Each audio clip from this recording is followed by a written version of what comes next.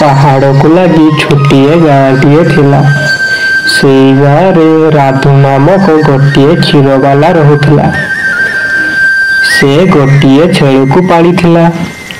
से प्रतिदिन पहाड़ ऊपर को जाई ता छेड़ी पाई घास लेकी आसे। छेड़ी से घास को खाई बहुत सारा क्षीर दिए। राधु से क्षीर को नहीं बजार रे बिक्री करे। सेथिरु से जहाँ रोजगार करुथला सेथिरे तार पेट पोषुथिला। दिनकर कथा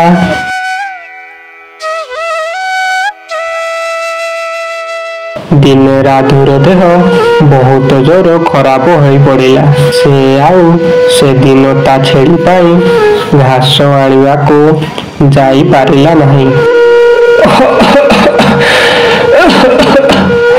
मो देहटा आज जमा भल लगुनि। मु आज मो छेड़ी पाई किछि घास न आने ताहाले से खाइबो कौन नाही।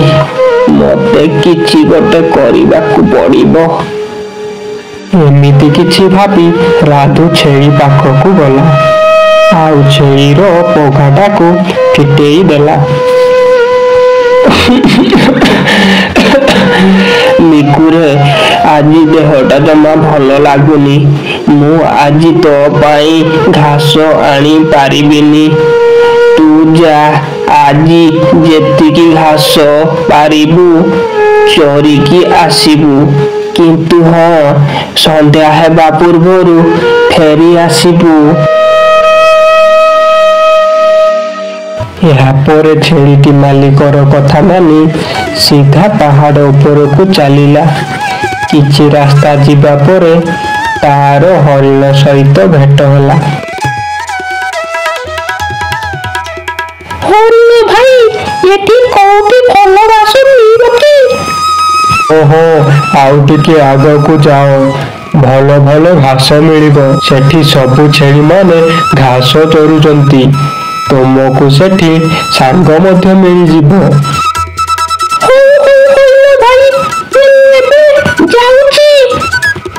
एमिति कही छेड़ीटी आउ टिके आगको गला।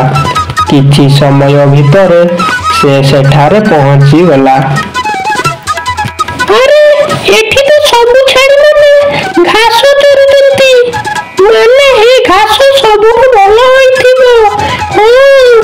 आखि को बड़ बड़ घास दिसुची।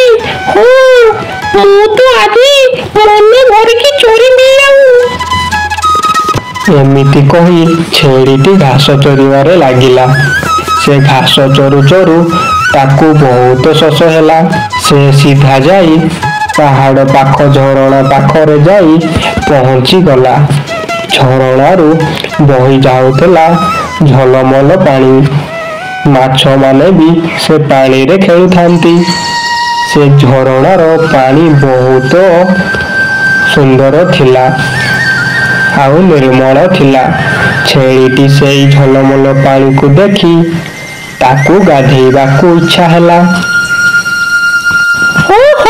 की खरा होउची लोक हिला भलो कथारे अछि परा। जेष्ठ मासर खरा सही न पारिले घर को पड़ा।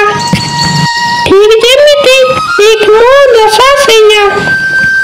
मते तो बहुत जोर गरम लागुची।